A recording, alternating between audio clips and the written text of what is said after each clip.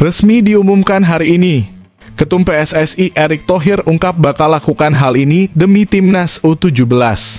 Benarkah putuskan gerak cepat dengan langsung hubungi Presiden FIFA Gianni Infantino di Swiss untuk melaporkan dugaan pencurian umur dan pemakaian doping di skuad Timnas Korea U17.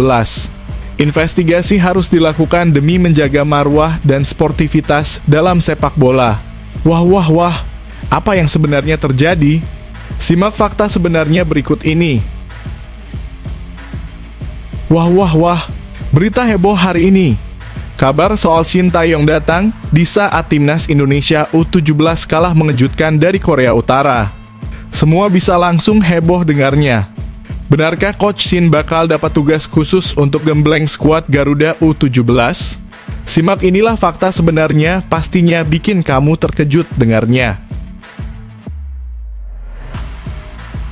Breaking news kejutan besar. AFF sudah bocorkan 3 pemain yang bakal gabung skuad ASEAN All-Stars di laga versus Manchester United. Benarkah ketiganya adalah Ole Romeni J. Itzes dan Martin Paes? Temukan jawabannya hanya di sini. Auto gemparkan fans tanah air. Matteo Baker ungkap kata penuh makna kayak gini, usai berhasil bawa Timnas U17 Indonesia lolos ke Piala Dunia U17 2025. Semua auto kagum dan bangga melihatnya. Simak ungkapan lengkap Matteo berikut ini.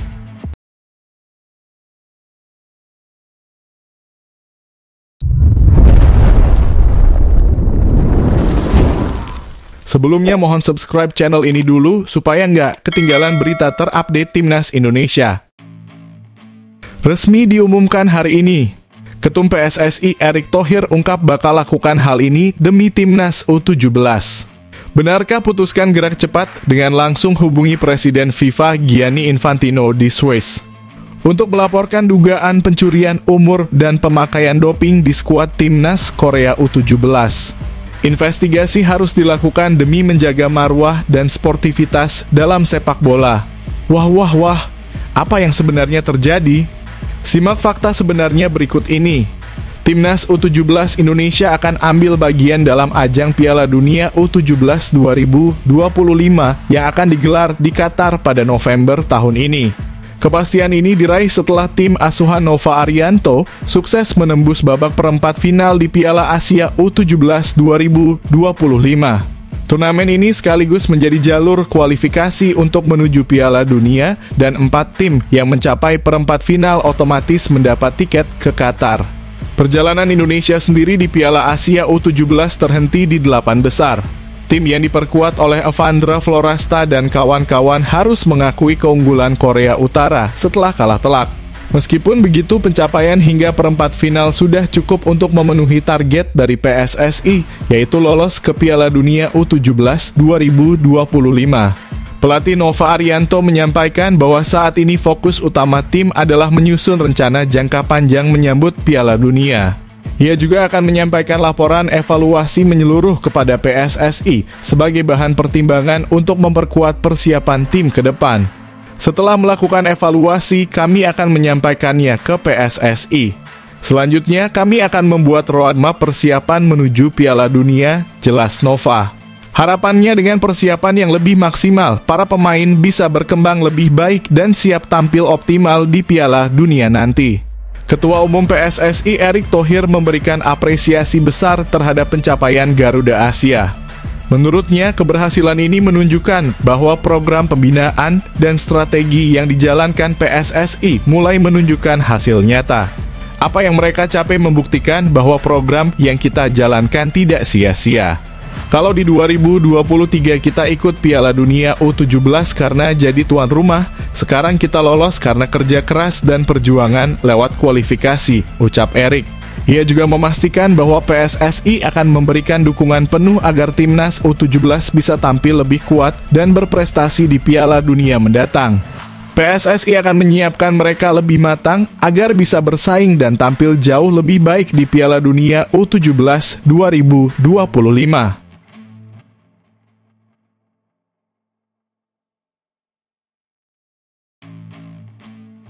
Wah, berita heboh hari ini. Kabar soal Shin Tae-yong datang di saat timnas Indonesia U17 kalah mengejutkan dari Korea Utara. Semua bisa langsung heboh dengarnya. Benarkah Coach Shin bakal dapat tugas khusus untuk gembleng skuad Garuda U17? Simak inilah fakta sebenarnya, pastinya bikin kamu terkejut dengarnya. Presiden Asosiasi Sepak Bola Korea Selatan KFA Chung Mong-gyu resmi menunjuk Shin Tae-yong sebagai salah satu wakil presiden KFA pada Rabu 9 April 2025. Dalam perannya yang baru ini, Shin Tae-yong akan bekerja sama dengan 3 wakil presiden lainnya untuk mengembangkan sepak bola Korea Selatan. Salah satu koleganya adalah Park Hang-seo, mantan pelatih timnas Vietnam sekaligus rival Shin di Asia Tenggara. Yang menarik, penunjukan ini datang hanya 3 bulan setelah Shin Tae-yong diberhentikan dari posisinya sebagai pelatih timnas Indonesia. Di posisi barunya, Coach Shin akan menangani urusan kerja sama luar negeri, termasuk menjalin hubungan dengan asosiasi sepak bola dari negara lain. Tak butuh waktu lama, hanya seminggu setelah ditunjuk sebagai wakil presiden KFA, Shin Tae-yong kembali menerima tanggung jawab baru. Kali ini, Songnam FC, klub yang sangat lekat dengan karirnya, mengumumkan bahwa Shin diangkat sebagai manajer umum paruh waktu hingga akhir tahun ini. Perannya adalah mendukung manajemen tim dan membantu proses pengembangan klub, terutama di bawah arahan pelatih utama Jeon Kyung-joon. Songnam FC telah menunjuk legenda klub Shin Tae-yong sebagai manajer umum hingga akhir musim. Ia akan membantu manajemen tim dan mendukung perkembangan klub, bunyi pernyataan resmi dari klub. Shin Tae-yong mengungkapkan rasa senangnya bisa kembali ke klub yang sangat berjasa dalam perjalanan kariernya, terutama karena bisa membantu tim naik ke K-League 1 musim depan. Saat ini, Songnam FC sedang tampil cukup baik, menempati posisi kedua klasemen K-League 2 dengan 15 poin dari 7 pertandingan. Songnam FC adalah tim yang selalu punya tempat spesial di hati saya sejak saya menjadi pemain di sini, ucap Shin Tae-yong. Melihat sejarah besar klub ini, saya rasa mereka layak berada di posisi yang lebih tinggi. Dengan pengalaman saya akan membantu tim mencapai target promosi musim ini. Songnam FC memang menjadi bagian besar dari hidup Shin Tae-yong. Ia memulai karier profesionalnya di sana pada tahun 1992, mencatatkan 295 pertandingan dan mencetak 76 gol hingga akhirnya pindah ke Brisbane Roar pada tahun 2004 sebelum pensiun sebagai pemain. Sebagai pemain, Coach Shin turut membawa Songnam FC menjuarai K-League 3 kali berturut-turut. Tak hanya sebagai pemain, ia juga pernah melatih Songnam FC pada periode 2008 hingga 2012, di mana ia sukses memenangkan Liga Champions Asia 2010 dan Piala Korea 2011. Shin Tae-yong adalah satu-satunya sosok yang sukses menjuarai Liga Champions Asia bersama Songnam FC baik sebagai pemain maupun pelatih. Selain di Songnam dan Indonesia, Coach Shin juga punya rekam jejak panjang di sepak bola Korea Selatan. Ia pernah melatih timnas Korea Selatan U20 dan tim Olimpiade Korea Selatan. Timnas senior Korea Selatan termasuk saat tampil di Piala Dunia 2018 di Rusia, di mana ia mencetak sejarah dengan membawa Korea Selatan mengalahkan juara bertahan Jerman.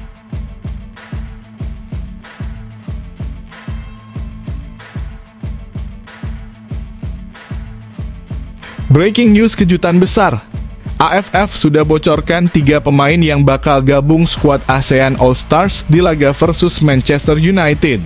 Benarkah ketiganya adalah Ole Romeni J. Itzes dan Martin Paes? Temukan jawabannya hanya di sini. Manchester United dijadwalkan akan menjalani pertandingan persahabatan melawan tim ASEAN All-Stars pada Rabu 28 Mei 2025. Laga ini akan berlangsung di stadion terbesar di Malaysia, Stadion Bukit Jalil. Federasi Sepak Bola ASEAN AFF telah mengumumkan bahwa Kim Sang-sik, pelatih timnas Vietnam, akan dipercaya untuk memimpin tim ASEAN All-Stars dalam pertandingan ini. Keputusan ini tidak dibuat sembarangan. Salah satu alasan utama pemilihan Kim Sang-sik adalah keberhasilannya membawa Vietnam menjadi juara Piala AFF tahun 2024. Federasi Sepak Bola ASEAN dengan bangga mengumumkan bahwa pelatih Kim Sang-sik, yang sangat dihormati dan telah menjuarai banyak kompetisi, akan melatih tim ASEAN All-Stars dalam ajang Maiban Challenge Cup, tulis AFF dalam rilis resminya. Pelatih asal Korea Selatan ini mengaku sangat bangga bisa memimpin tim berisi pemain-pemain terbaik dari negara-negara Asia Tenggara. Ia menyebut laga ini sebagai kesempatan untuk menunjukkan kekuatan dan semangat kawasan ASEAN kepada dunia. Merupakan kehormatan besar bisa melatih para pemain terbaik dari ASEAN di laga sebesar ini. Ini bukan hanya soal negara masing-masing, tapi tentang menunjukkan kekuatan dan kebanggaan Asia Tenggara, ucap Kim Sang-sik. Menurut laporan dari media Vietnam, Soha sejauh ini sudah ada 3 pemain dari Vietnam yang dipastikan masuk dalam skuad ASEAN All-Stars. Mereka adalah Nguyen Quang Hai, Du Duy Man, dan Nguyen Hoang Duc.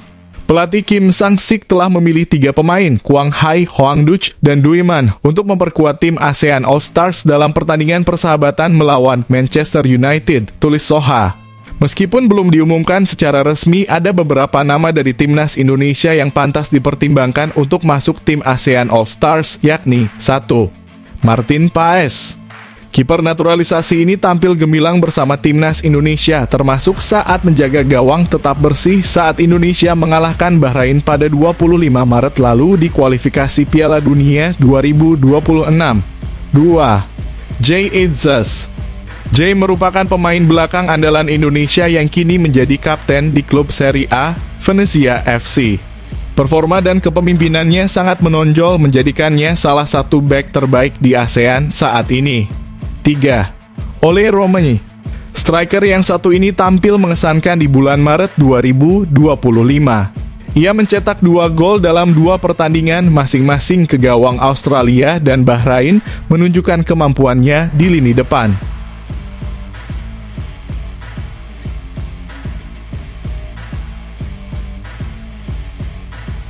Auto gemparkan fans tanah air.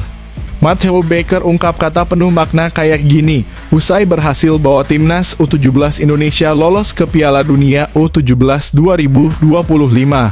Semua auto kagum dan bangga melihatnya. Simak ungkapan lengkap Matteo berikut ini. Bek andalan timnas U17 Indonesia Matteo Baker merasa sangat bersyukur dan bahagia karena salah satu mimpinya kini benar-benar terwujud tampil di ajang Piala Dunia U17. Setelah perjuangan keras bersama rekan-rekannya di skuad Garuda Asia, ia menyatakan bahwa mimpinya bukan lagi sekadar khayalan. Indonesia dipastikan lolos ke Piala Dunia U17 2025 setelah menorehkan hasil gemilang di fase grup Piala Asia U17 2025. Sayangnya, langkah tim harus terhenti di babak perempat final setelah mengalami kekalahan dari Korea Utara. Meski demikian, pencapaian lolos ke Piala Dunia tetap menjadi sebuah prestasi besar. Usai kekalahan tersebut, para pemain dijadwalkan kembali ke Indonesia pada Rabu malam, 16 April 2025 waktu Jeddah. Selama turnamen, pelatih Nova Arianto memberlakukan larangan ketat terhadap penggunaan media sosial demi menjaga fokus pemain. Namun setelah tim menyelesaikan perjalanannya di turnamen, beberapa pemain mulai aktif kembali di media sosial. Salah satunya adalah Matteo Baker. Pemain yang kini memperkuat Melbourne City FC U17 ini mengunggah beberapa foto kebersamaannya bersama tim, termasuk aksinya di lapangan saat melawan Korea Selatan serta momen foto bareng skuad. Dalam unggahannya, Matteo menuliskan kalimat yang penuh makna, sebuah mimpi yang tidak lagi tertinggal di bantal. Kalimat ini menunjukkan betapa besar arti keberhasilan ini bagi pemain berusia 15 tahun tersebut.